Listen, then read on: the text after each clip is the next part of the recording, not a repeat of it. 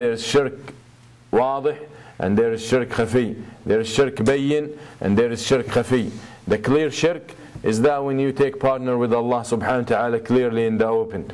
When those people worship other than Allah, they are clearly committing shirk.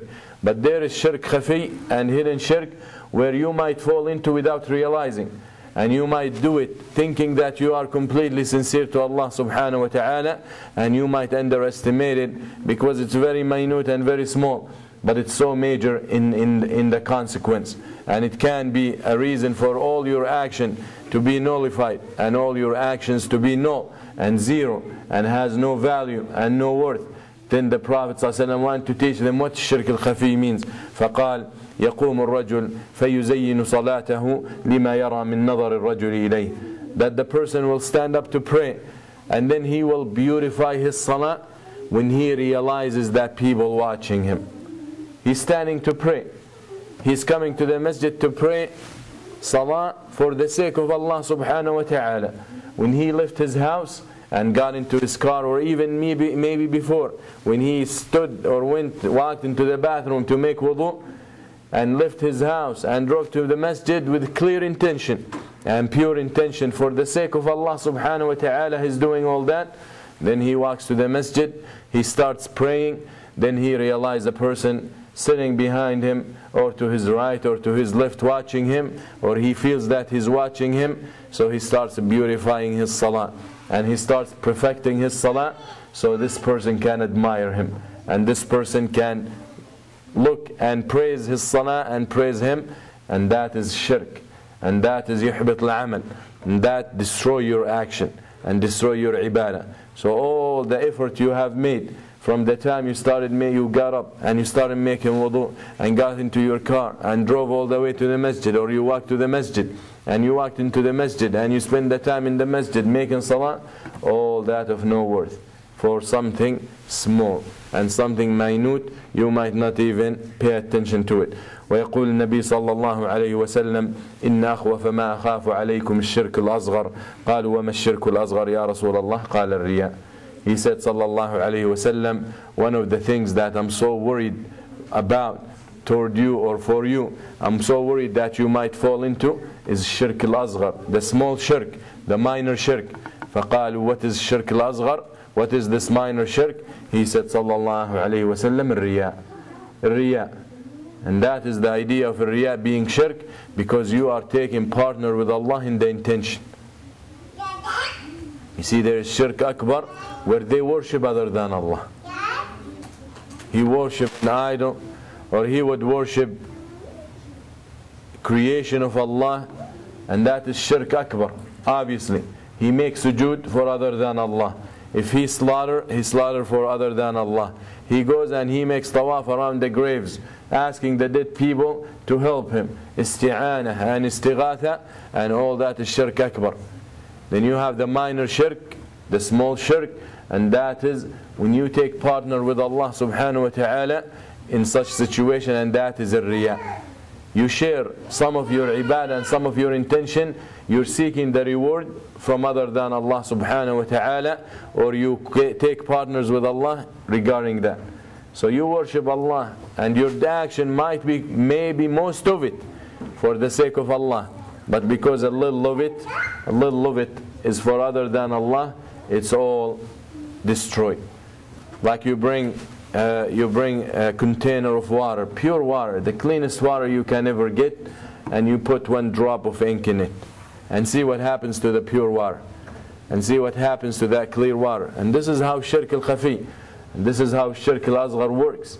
A little bit of it can destroy a whole. Very little bit of it can destroy a whole. You can be so dedicated for so long, and then in a little bit it can destroy all that. So be aware of that, and that is the significance. That's why I thought it's important to talk about this. Then the Prophet ﷺ says, إِذَا جُزِيَ النَّاسُ بِأَعْمَالِهِمْ يَوْمَ الْقِيَامَةِ يَقُولُ لِلْمُرَائِينَ اذْهَبُوا إِلَى مَنْ كُنْتُمْ تُرَاءُونَ فِي الدُّنْيَا فَهَلْ تَجِدُونَ عِنْدَهُمْ جَزَاءً. That Allah subhanahu wa ta'ala will tell those who used to fall into this shirk, the minor shirk, and who used to worship Allah, and at the same time they want to please other people, and they want to please so and so, and they show off. When they want to give, they give, and this is something that a lot of us are falling into. If he wants to give, he wants the whole world to see him giving, and he wants the camera to take pictures of him, and he even wants it to be aired on TV when he's giving a little bit. So you find the kuffar, and this is something the kuffar fall into, and don't be admiring that. If he wants to give, they will do a big celebration, and they will have all the media coming to watch when he gives a huge check, just like that. A check is this size, and you see them writing a huge check, like a wall, right? And they will write on it the amount from so and so to so and so, and that is the kuffar. And those are the people who think that they are doing great, and on the day of judgment they will have nothing. They will have nothing, and you are not, as a Muslim, you are not safe from that, and you're not protected from that. So be aware not to fall into this. So when you give as secretly as you can, as much as secretive you can be. And that is why the Prophet ﷺ, when he talked about the categories of people under the shade of the Arsh of Ar-Rahman on the Day of Judgment, he says, when one of them, وَرَجُلٌ تَصَدَّقَ بِصَدَقَةٍ فَأَخْفَاهَا حَتَّى لَا تَعْلَمَ شِمَالُهُ بِمَا أَنْفَقَتْ يَمِينُهُ, and the man who gave sadaqah for the sake of Allah, so he hid it, and he was so secretive, and he wanted to be so pure to Allah, he hid it, as the Prophet ﷺ exaggerate when he says, so he hid it from his left hand, so his left hand would not know what his right hand has done. And of course, two hands end up with one brain. But that is to show you how much this person was so concerned that his sadaqah is purely for the sake of Allah subhanahu wa ta'ala. Subhanahu wa ta'ala. So very important that we don't fall into this. So that's why the Prophet ﷺ will say, or says, that Allah subhanahu wa ta'ala will tell those who do things to please people and who do things for people to praise them. Allah subhanahu wa ta'ala says, on the day of judgment they will be brought and they will be told, go get your reward from those who you did the action for.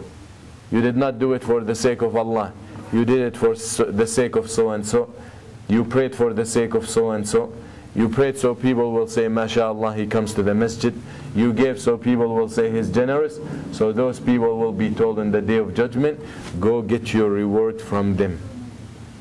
And hayhat, who is there on the day of judgment to give anything to anyone? No one is willing to give anything to anyone. The only thing that someone might give is his bad actions and his bad deeds and his sayyat, and who wants to take those? So be aware and be careful with that. How you cure yourself from riya? First and foremost is ask Allah subhanahu wa ta'ala for help.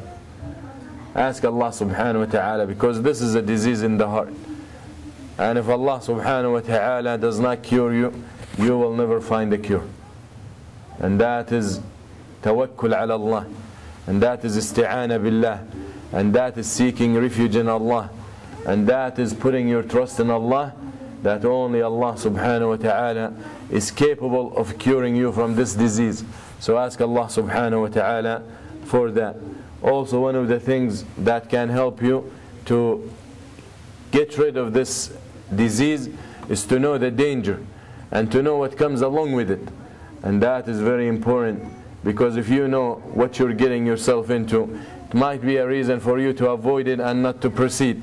That is why Allah subhanahu wa ta'ala talks about this issue.